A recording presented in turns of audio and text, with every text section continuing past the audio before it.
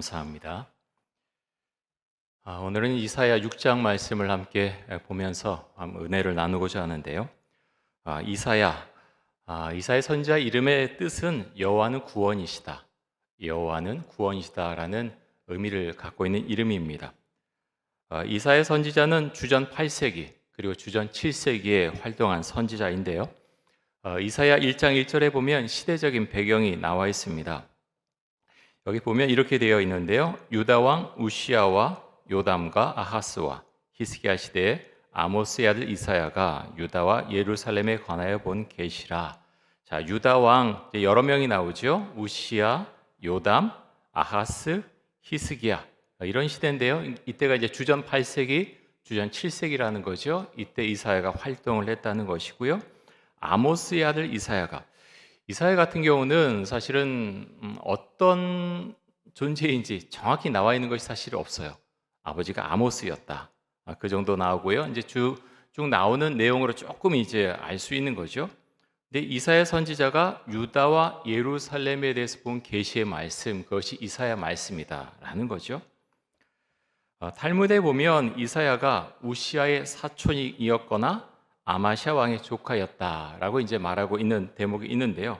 정확한 건 이제 알 수는 없고요. 하지만 아마도 이사야가 왕족이 아니었을까 그렇게 추정을 하고 있습니다. 이사야 6장 1절에 보면 우시야 왕이 죽던 해라고 하면서 문장이 시작됩니다. 이때가 언젠가 하면 주전 740년대였을 것으로 보입니다.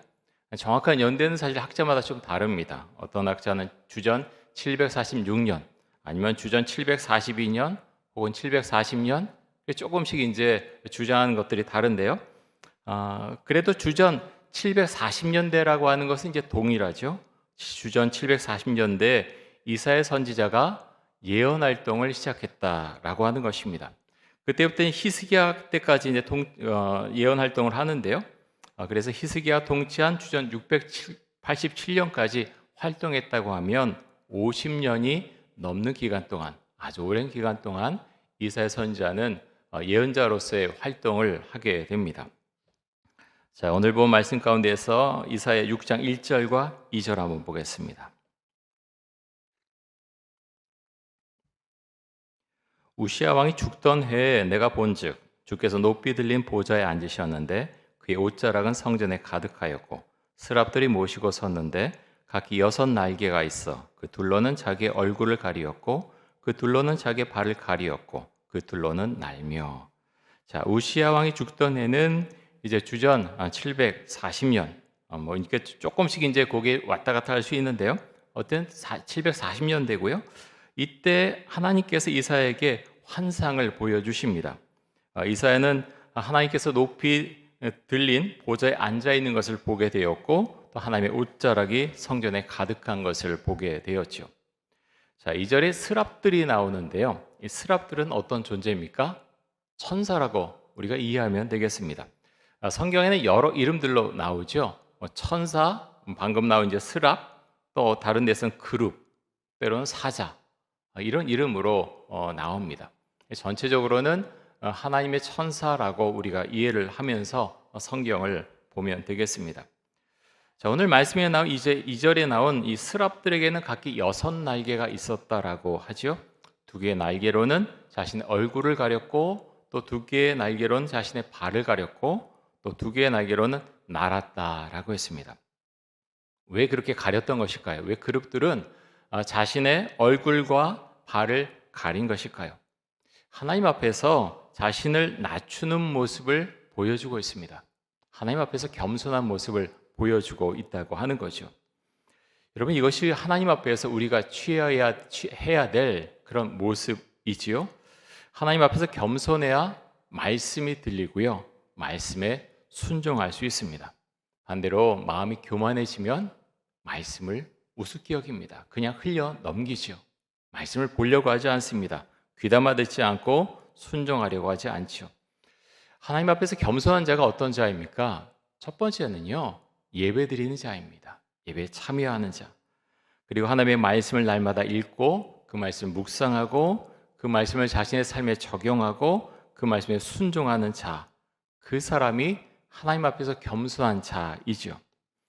여러분, 믿음은 들음에서 나죠. 그것은 분명합니다. 그래서 우리는 말씀을 반드시 들어야 됩니다. 제가 목사지만 저도 설교 말씀 듣습니다. 제가 은혜 받는 목사님들 늘 같은 분을 듣는 건 아니에요. 시간이 요즘은 참 많이 안 나서 그렇게 많이 들을 수는 없지만 되도록이면 말씀을 저도 들으려고 합니다. 왜 제가 듣겠습니까? 은혜 받으려고, 채우고 싶어서 그렇게 말씀을 듣습니다. 때로는 제가 주일에 이제 예배 시간에 올라오기 전에 오기 전에 설교를 좀 들을 때가 있어요. 어떨 때 이렇게 막 듣고 싶어요. 뭐 같은 본문 통해서 뭐 듣는 게 아니고요. 제가 이제 5분, 10분씩 듣고 이렇게 예배 참여할 때도 있는데 왜 듣느냐면 저는 그렇게 기도합니다. 하나님, 저분의 영, 하나님을 사랑하는 그 열정, 은혜, 그걸 저한테도 주세요. 저는 그 기도하면서 그 말씀을 듣습니다. 영을 받고 싶은 거예요. 하나님을 사랑하는 마음, 뜨거운 열정, 하나님 그 마음을 저에게도 주시고 성도들을 사랑하는 마음을 저에게도 주십시오 라고 기도하면서 그 말씀을 저는 듣습니다. 매번 듣는 건 아니지만 그렇게 주께서 마음을 주실 때가 있어요. 자, 스랍들이 하나님을 향해 무슨 노래를 부릅니까? 3절 말씀 보겠습니다. 서로 불러 이르되 거룩하다 거룩하다 거룩하다 만군의 여호와여, 그의 영광이 온 땅에 충만하도다 하더라. 하나님은 거룩하신 분이시죠. 레위기 19장 2절에 보면 너희는 거룩하라, 이는 나 여호와 너희 하나님이 거룩함이니라 라고 했습니다. 하나님은 거룩한 분이시죠. 여러분, 이 말씀처럼, 레위기 말씀처럼 우리가 거룩한 하나님을 믿기 때문에 우리는 거룩해야 합니다. 거룩한 삶을 살아야 되죠. 여러분, 가정의 목적이 무엇입니까? 제가 여러 번 말씀드리죠. 가정의 목적은 행복이 아니라 거룩입니다.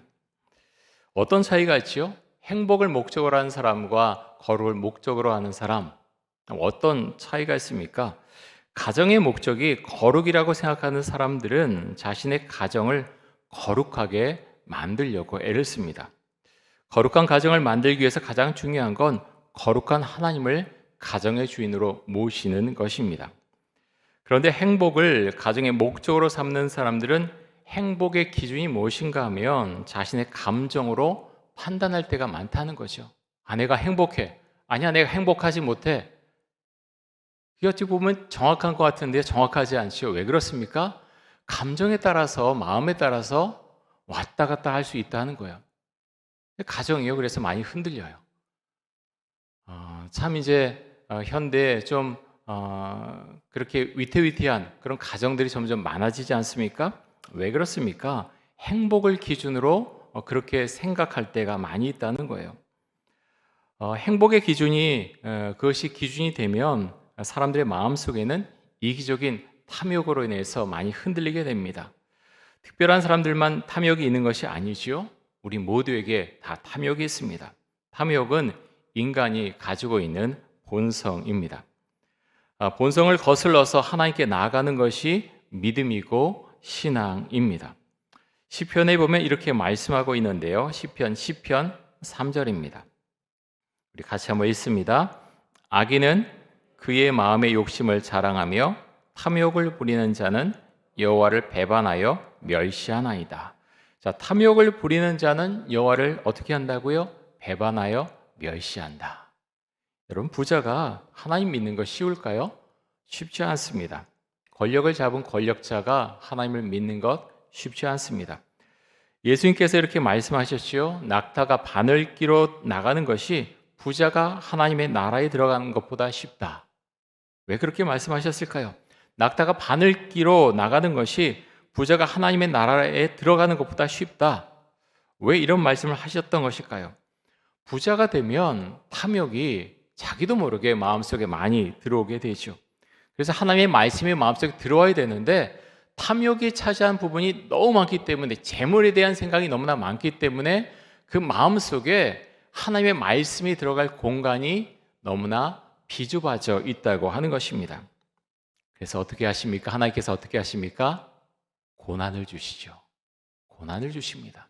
고난을 주셔서 마음의 공간을 넓히게 하십니다. 때로는 사업이 망하게 하고요. 때로는 재물이 한순간에 모두 없어지게 하십니다. 그래서 하나님의 말씀을 받아들일 준비를 하게 하시는 거죠. 사람들은요, 재물이 눈앞에서 없어진 이후에야 하나님이 보이기 시작합니다. 참 이상하지만 재물이 많이 쌓여 있을 때는 하나님의 말씀이 잘 들리지 않습니다. 그런데 재물이 많아도 하나님의 말씀이 들리기 시작하는 때가 있는데요. 어떤 때인가 하면 그의 삶에 재물 말고 다른 고난이 찾아왔을 때입니다.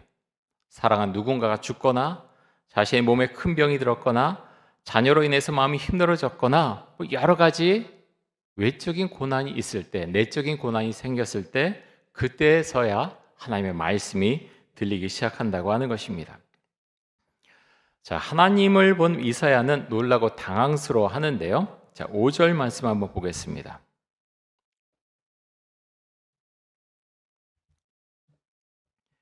그때 내가 말하되 화로다 나여 망하게 되었도다. 나는 입술이 부정한 사람이요 나는 입술이 부정한 백성 중에 거주하면서 만군의 여호와이신 왕을 배웠음이로다 하였더라.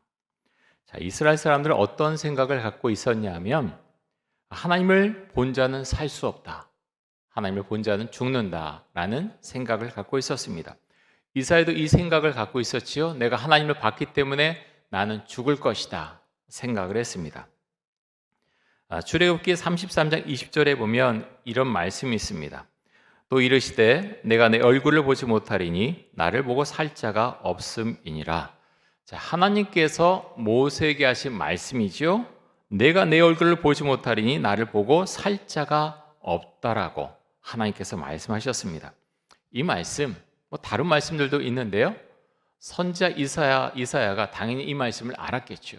그래서 이사야 선지자는 내가 하나님을 보면은 나는 죽을 것이다, 죽는다라는 생각을 갖고 있었던 것입니다. 근데 이사야의 말을 들은 스랍 중 하나가 부젓가락으로 제단에서 집은 핀 숯을 손에 가지고 이사야에게 날아오는데요. 7절입니다. 그것을 내 입술에 대며 이르되 보라, 이것이 내 입에 닿았으니 내 악이 제하여졌고 내 죄가 사하여졌느니라 하더라. 자, 이사야의 말을 들은 스랍이 제단에서 가져온 숯으로 이사야의 입술에 대서 악을 제거해 주죠. 하나님께 용서를 받았다고 하는 것을 말하고 있습니다. 이 장면을 좀 더 깊이 들어가서 살펴보려고 하는데요. 하나님께서 이사야를 부르는 장면이 이사야서 6장에 지금 나와 있습니다. 하나님께서 이사야를 부르신 것은요, 정말 선자로 세우려고 부르신 것이죠. 그래서 하나님의 모습을 볼 수 있게 되었는데 이사야 선지자는 하나님을 보고 무서워하죠. 두려워합니다. 자신이 입술이 부정한 사람이라고 이제 말하게 되는데요. 그것은 하나님 앞에서 내가 죄인이다라고 고백한 것이죠. 거룩하신 하나님 앞에서 나는 한없이 더러운 존재입니다라고 이사야 선지자는 고백을 한 것입니다. 사랑하는 성도 여러분, 이런 고백이 우리에게 반드시 필요합니다. 정말 필요합니다. 죄 고백이 되어지지 않으면 말씀이 들리지 않고요. 죄 고백이 되어지지 않으면 성경이 읽히지 않고 성경이 무슨 내용인지 이해가 되지 않습니다. 말씀이 들리지 않으면 예배 참여하는 의미를 잃게 되고요. 그래서 정말 죄의 고백이 우리에게 반드시 있어야 된다고 하는 것이죠. 우리가 우리의 입술로 죄를 고백할 때 하나님께서 죄의 고백을 들으시고 우리를 용서해 주십니다. 죄의 고백은 하나님을 정말로 사랑하고 하나님을 온전히 믿는 자들에게서 나오는 모습이죠. 그런 분들이 정말 수요예배에 나오신 분들 다들 그런 분들이시라고 생각을 하는데요. 죄의 고백을 하는 것, 엄청난 죄를 지어서 그 고백을 하는 것은 아니죠. 거룩한 하나님의 모습을 보면서 거룩하게 되고 싶은 그 갈망이 마음속에 있기 때문에 죄의 고백을 하면서 용서를 빌고 그 영혼을 정결하게 정하게 만드는 것입니다.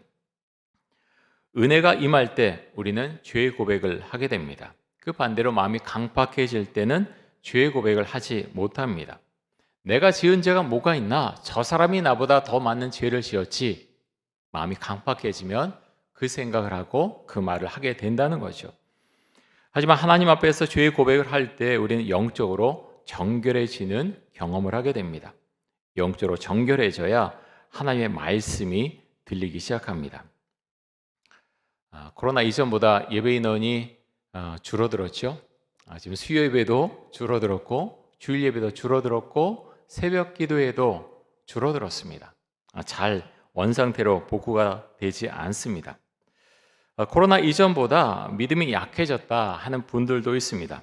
근데 여러분, 믿음이 좋아지려면 어떻게 해야 됩니까? 믿음이 좋아지면 좋겠습니다. 계속 생각하면 믿음이 좋아지나요? 그렇지 않죠. 가장 먼저 무엇을 해야 됩니까? 예배에 참여해야 됩니다. 너무너무 중요합니다. 예배에 참여해야 됩니다. 여러분, 그래서 정말 많이 기도해 주세요. 믿음이 회복되려면 어떻게 되느냐? 교회가 온전한 방향으로 나가려고 하면 어떻게 되느냐? 예배에 참석해야 된다는 거예요. 정말 목숨 걸고 주일 예배에 참석하고, 특별한 일이 없으면 수요 예배에 참석하고, 새벽에도 일어나서 새벽 기도에 참석하고, 참여해서 말씀 듣고 기도해야 그 마음이 열리고 하나님의 마음을 알아가고 믿음이 생긴다고 하는 것입니다.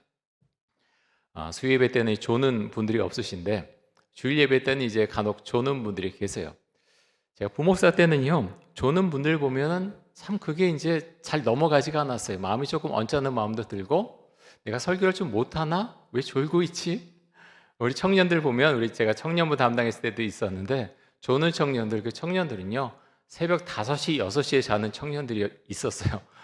안 졸 수가 없지요. 그렇게 하고 교사를 하고, 그때는 1시에 청년들 예배 드렸는데 당연히 졸립지요. 안 자는 게 이상합니다. 근데 저는 이제 제가 이제 담임 목사 부임해서 요즘 그런 생각해요. 이게 조는 분들, 잠을 자는 분들 이렇게 간혹 보게 되는데, 참 교회 와서 주무시니까 고맙다. 정말 그런 생각합니다. 예배 때요, 이게 졸고 주무시는데 내내 뭐 전혀 딴 상관없다 그러면서 자는 분 사실은 없어요. 졸면서 몇 가지 말씀을 들립니다. 문제는 아예 안 와서 예배 참여하지 않는 분들, 그분들이 문제지요. 와서 조는 분들 저는 괜찮아요. 술, 담배 문제 때문에 뭐 고민하고 교회 안 온다 그러신 분들이 있는데, 좀 어때요? 술 마시고 담배 피고 그냥 교회 오라고 하세요. 아무 상관없습니다. 술 먹고 담배 피는 거 그게 중요한 게 아니에요. 은혜가 들어가면, 말씀이 들어가면 담배 맛 없어져요. 술이 잘 안 넘어가요. 그걸 억지로 하려고 그러면 자꾸 충돌이 나고 갈등이 일어나는 거죠. 중요한 건요, 은혜가 들어가는 것이고 말씀이 들리는 것입니다. 그것이 우리에게는 정말 중요합니다. 그래서 여러분의 가족 중에 뭐 술, 담배 문제, 뭐 여러 가지 뭐 가서 나 졸립다, 그냥 교회 오시라고 하세요. 오는 것이 가장 중요합니다. 와서 앉아 있어야 됩니다. 앉아 있다 보면 말씀도 들리고요. 그게 참 이상해요. 영의 세계는 그렇습니다. 중요한 건 그 사람들에게, 그분들에게 집중하기보다 내가 정말 주의 은혜를 받고 있는가, 나에게 집중하고 말씀이 들어가고 말씀이 들리기 시작하고 순종이 고백되어지기 시작할 때 그 영이 교회 안에 흐른다는 거예요. 그것이 너무나 중요합니다. 그렇게 되면 예배 온전히 참여하게 되면 목장교회가 살아나고요, 다른 것들도 살아납니다. 물론 예배 안 오시고 간혹 목장교회나 이런 데 참여하신 분들도 계신데 오라고 하시고요. 그게 많은 것으로 이제 뭐 걸어 잠그고 오지 말라 그럴 필요가 없는 것이죠. 그런데 보다 중요한 것은 예배입니다. 예배 참여해야 말씀이 들리고요, 영이 온전해지고 그 가운데 모든 것들이 진행되는 것입니다. 예배 참석하지 않고 기도도 하지 않고 말씀도 읽지 않는데 하나님 제 믿음 좋아지게 해주세요. 만약 이렇게 생각하는 분이 계시다면 정말 아무 공부도 하지 않고 계속 졸고 교과서도 한 번도 읽지 않다가 시험 때 되면 주님 시험 정말 잘 보게 해주세요 라고 기도하는 것과 똑같아요. 시험을 잘 볼 수 있습니까? 당연히 시험을 못 보겠죠. 그런 것과 똑같다는 겁니다. 그래서 여러분, 우리가 오늘 이제 수요예배 때 들어오신 분들 감사하고요. 이것도 억지로 되는 게 아니에요. 은혜가 있어야 되고 영이 정말 그 영이란 게 너무너무 중요합니다. 교회 안에서 하는 어떤 목장, 교회, 구역 다 비슷비슷해요. 근데요, 들어가면 구성원이 나누는 것들이 너무나 달라요. 왜 다르냐면 받은 은혜가 달라요. 저는 우리 교회 교인들이 받은 은혜가 적다 그렇게 생각하지 않습니다. 여러분 기도해 주시고요. 어떻게 하면 목장교회가 살아날 수 있느냐? 목자들이 살아나면 살아납니다. 그렇게 물론 70 이제 그 이후 이제 70, 90은 좀 이제 인원들이 많지만 다른 분들은 이제 그 목장교회 인원들이 그렇게 많지 않거든요. 목자가 살아나면요, 목장교회가 살아납니다. 영이 그대로 임합니다. 그래서 기도하시고요. 정말 헌신할 수 있는 마음, 우리 목원들 사랑할 수 있는 마음 달라고 기도하시기 바랍니다. 자, 주님께서 이사야 선지자를 부른 장면이 나오는데요. 이사야 6장 8절입니다. 우리 같이 한번 이 말씀 읽습니다. 내가 또 주의 목소리를 들으니 주께서 이르시되 내가 누구를 보내며 누가 우리를 위하여 갈고 하시니 그때 내가 이르되 내가 여기 있나이다 나를 보내소서 하였더니. 자, 내가 누구를 보내며 누가 우리를 위하여 갈고. 자, 여기서 우리라고 하는 표현은 삼위일체 하나님을 가리키는 그런 말씀이죠. 하나님께서 이스라엘 백성들에게 가서 하나님의 말씀을 전할 사람을 찾습니다. 지금 이스라엘 사람들이 어떤 상황 가운데 처해 있습니까? 대단히 위급한 상황 가운데 있죠. 아수르, 바벨론 계속해서 쳐들어오고 굉장히 위협을 당하는 그런 상황 가운데 있습니다. 물론 히스기야 때까지는 이제 아수르가 보다 강력했죠. 그런데 정말 위급한 상황, 하나님께 예배드린다고 하지만 성전에서 제물을 드리고 예배를 드린다고 하지만 사실은 진실된 마음으로 드리지 않았죠. 하나님께서 내가 너희 예배를 받지 않겠다라고 말씀을 하셨습니다. 자, 오늘 말씀에 보면 하나님의 부르심에 대해서 이사야는 빠르게 응답을 하는데요. 내가 여기 있나이다 나를 보내소서라고 응답을 하죠. 제가 이제 얼마 전에 우리들 교회에서 하는 목욕탕 큐티 목회 세미나 다녀왔는데요. 4일 동안 하는 큐티 목회 세미나 다녀왔고 지난 월요일부터 이제 그저께죠. 지난 월요일부터 후속 양육 프로그램에 참여하고 있습니다.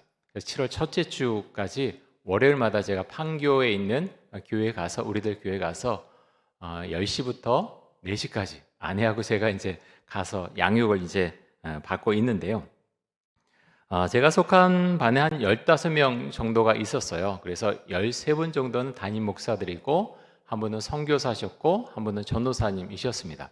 근데 앞에서 누가 리더가 됐느냐, 누가 그것을 인도를 했느냐, 그 교회 권사님이 인도하셨습니다. 그 얘기는 들었는데요. 굉장히 신기했어요. 담임 목사들이 이렇게 많이 있으면요, 보통 권사님들이 앞에서 잘 인도 못 하세요. 담임 목사들이 제 옆에 계신 분들이 이제 거의 은퇴를 앞두신 그런 목사님 같으신데 굉장히 관록이 있으신 분이시거든요.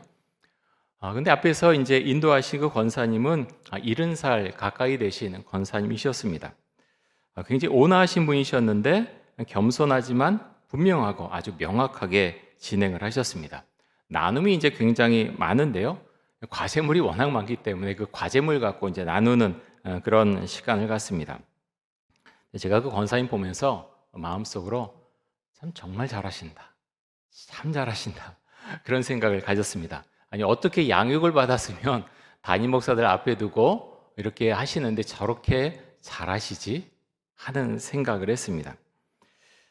월요 모임에는 이제 남자들이 이제 몇 개 반, 또 여자들 몇 개 반이 있는데요. 그 양육 프로그램 중에 제가 알기로는 모든 반의 모임을 이끄신 분들이 전부 평신도 드립니다.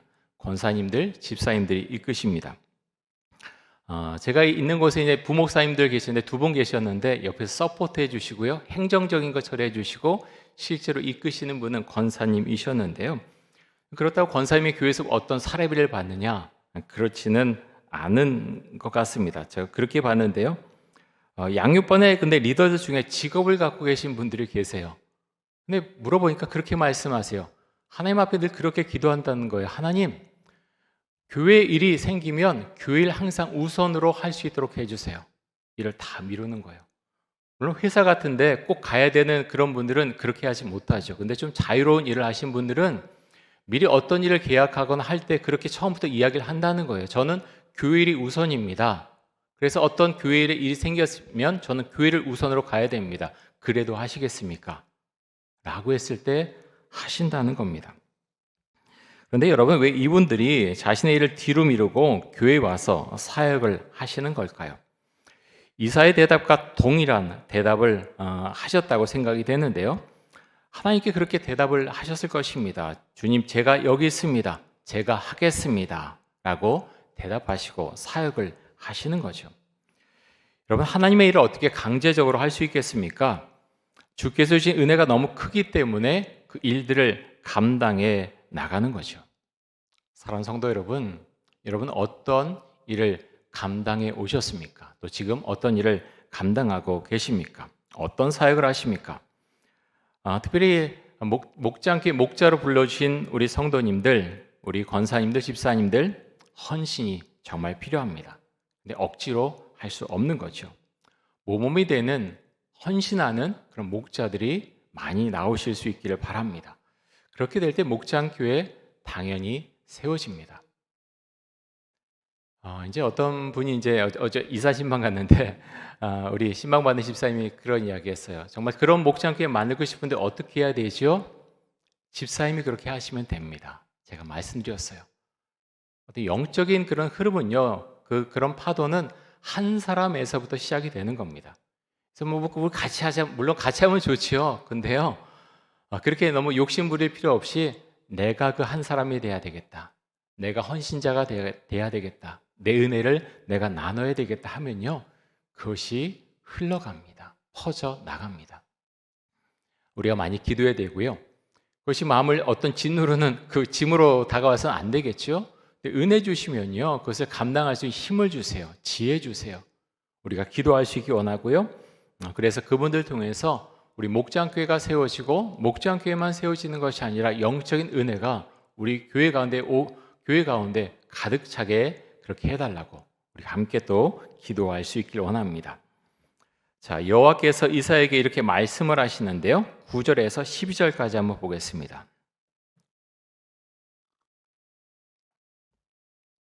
자, 9절부터 제가 보겠습니다.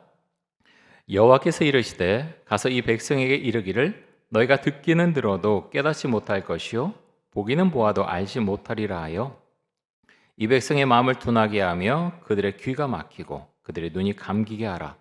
염려하건대 그들이 눈으로 보고 귀로 듣고 마음으로 깨닫고 다시 돌아와 고침을 받을까 하노라 하시기로 내가 이르되 주여 어느 때까지니까 하였더니 주께서 대답하시되 성읍들은 황폐하여 주민이 없으며 가옥들에는 사람이 없고 이 토지는 황폐하게 되며 여호와께서 사람들을 멀리 옮기셔서 이 땅 가운데 황폐한 곳이 많을 때까지니라. 자, 이스라엘 백성들이 하나님의 말씀을 들어도 깨닫지 못하게 하라. 하나님께서 이렇게 말씀을 하시는데요. 사실 역설적으로 지금 말씀하고 있는 거죠.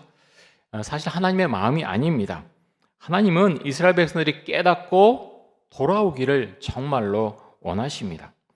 선자를 통해서 계속해서 말씀을 전해주어도 사람들이 그것을 무시하고 거부하고 있기 때문에 하나님께서 이렇게 지금 말씀하시고 있는 것이죠.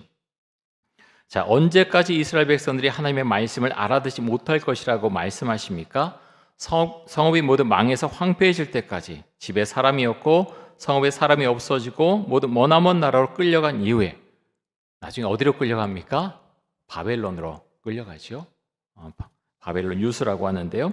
그때서야 비로소 하나님의 말씀이 들린다고 하는 것입니다. 여러분, 사람의 모습이 참 이럴 때가 많은데요. 아무리 하나님께서 많이 말씀하셔도 귀를 막고 있으면 들을 수가 없겠죠. 언제 하나님의 말씀이 들립니까? 여러 가지 경우가 있지만 가장 분명한 경우는 고난이 올 때. 그래서요, 복음이 전해지기 위해서 가끔 그런 기도 드립니다. 정말 드립니다. 우리 집사님들도 그렇고요. 남편 사업하는데 사업 망하게 해주세요. 여러분, 그런 마음이 있으세요? 영혼 구원이 얼마나 중요한지 아세요? 사업이 계속 잘 되면요, 하나님께 나오지 않습니다. 그래서 얼마나 절박했는지 그렇게 기도하는 거예요. 하나님, 사업 망하게 해주세요. 그래서 기도하게 해주세요. 그래서 교회 나오게 해주세요. 그래서 구원받게 해주세요. 그렇게 기도하는 겁니다. 한 영혼을 사랑하는 것, 그것이 얼마나 귀한 일입니까? 그런데 그것이 많이 약화되어 있는 경우가 정말 많이 있다는 거죠. 많은 사람들이 위해서 기도해 달라고 합니다. 우리 아이들 대학 잘 가게 해주세요. 남편 사업 잘 되게 해주세요. 직장에 승진하게 해주세요. 돈 많이 벌게 해주세요. 근데 교회 안 나오는 분들이 생각보다 많아요. 영혼 구원은 몇 번째입니까?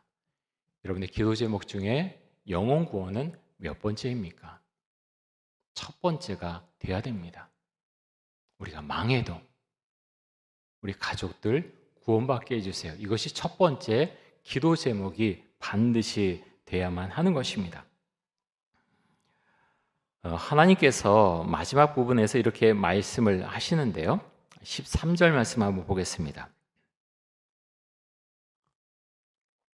이 말씀 같이 한번 읽겠습니다.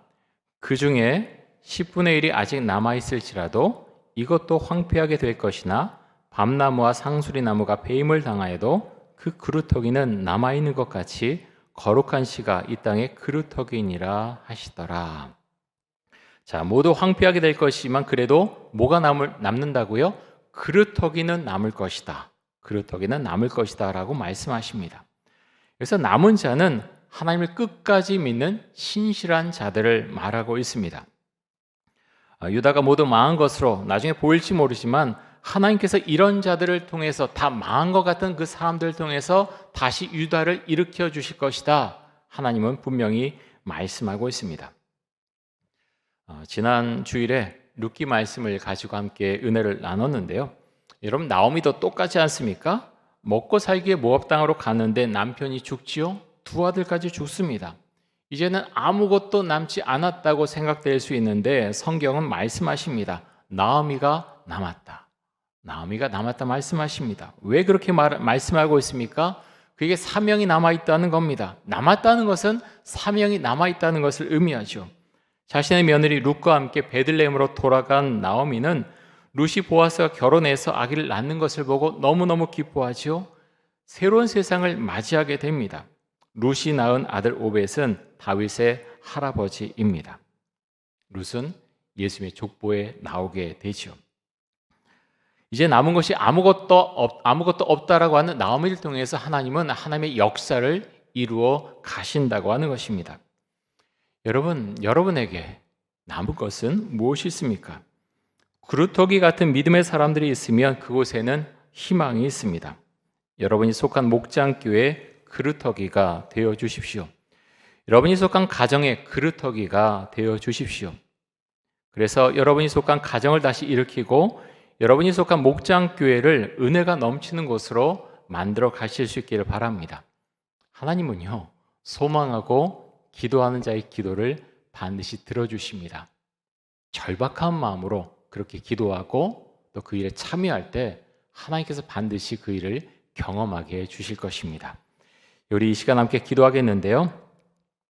기도 제목 몇 가지 드리겠습니다. 하나님께서 거룩하신 것처럼 우리도 거룩해지게 하여 주옵소서. 날마다 하나님께 죄를 고백하게 해주시고 하나님께 용서함을 받게 하여 주옵소서.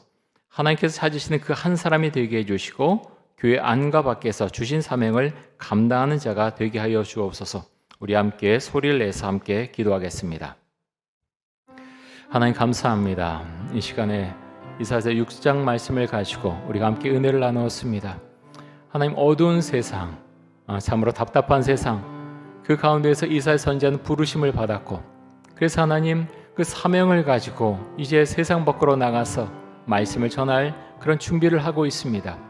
하나님 아버지요, 우린 어떤 마음을 가지고 이사야처럼 우리는 대답을 하고 있습니까? 하나님께서 나의 가정에 대해서, 나의 목장교회에 대해서, 우리 전원교회에 대해서, 또 내가 알고 있는 사람들에 대해서 그 영혼 구원을 위해서 우리에게 말씀하실 때 우리는 어떻게 대답을 하고 있습니까? 이사야 선지자는 주께서 찾으실 때 제가 여기 있습니다, 나를 보내달라고 그렇게 말씀을 드렸습니다. 하나님, 그 이사야의 외침이, 이사야의 대답이 우리의 대답이 될 수 있기를 간절히 원합니다. 내가 있는 곳에서, 나의 가정에서, 또 나의 목장교회에서, 내가 속해 있는 곳에서 주께서 말씀하실 때 주님, 제가 헌신하는 한 사람이 되겠습니다. 제가 은혜를 받은 자로 그 은혜를 갚는 그 일에 동참하고자 합니다. 주 앞에 그렇게 대답할 수 있기를 간절히 원합니다. 하나님 아버지, 전등교회 은혜를 부어주셔서 예배를 사모하는 자들이 될 수 있기를 간절히 원합니다. 하나님 아버지, 오늘 공휴일인데 하나님, 사람들이 다 어디로 갔습니까? 아버지여, 집에서 쉬고 있습니까? 아니면 가족들과 함께 놀러 갔습니까? 하나님 아버지여, 이 자리에 좀 더 많은 사람들이 나와서 함께 말씀을 듣고 또 함께 기도하고 함께 은혜를 받을 수 있기를 간절히 원합니다. 아버지, 우리의 힘으로는 아무것도 할 수 없사오니 주의 영이 이 전동교회 가운데 부어주시기를, 가득 찰 수 있기를 간절히 원합니다. 지금 역사하시고 아버지, 우리가 주님을 더 의지하며 주 앞에 기도하며 하나님 말씀을 읽고 말씀을 묵상하며 말씀을 적용하며, 그래서 말씀에 순종하며 하나님, 그래서 그 말씀을 가지고 기도할 수 있기를 간절히 원합니다. 하나님 아버지요, 우리를 이끌어가는 그 말씀을 우리가 따라갈 수 있도록 하여 주옵소서. 매일 큐티하는 것 잊지 않도록 해주시고, 큐티한 말씀을 하루 종일 가지고 그 말씀을 되씹어 보며 하나님, 그 말씀 가운데 나에게 말씀하신 것을 들으며 적용해 가며 은혜 가운데 믿음 가운데 살기를 원하오니 아버지, 우리에게 역사하시고 함께 하시고 은혜를 더하여 주옵소서.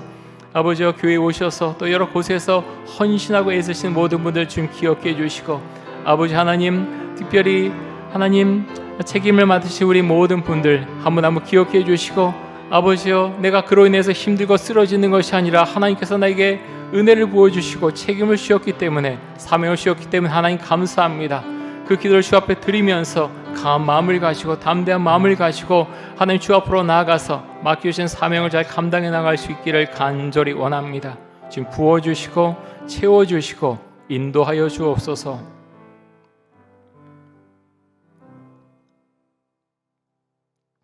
하나님 아버지, 한 영혼에 대한 갈급한 마음이, 애끓는 마음이 우리 마음속에 있기를 간절히 원합니다. 그래서 그 한 영혼을 위해서 기도하며 그 한 영혼을 붙들고 정말 주님께서 우리를 사랑하셨듯이 그분을 사랑하는 마음을 주시기를 간절히 원합니다. 하나님, 우리가 이 세상을 살아가지만 언젠가는 이 땅을 다 떠날 것이고, 하나님, 그래서 우리가 사랑했던 그 사람들 우리가 나중에 천국에서 다 만날 수 있기를 간절히 원합니다.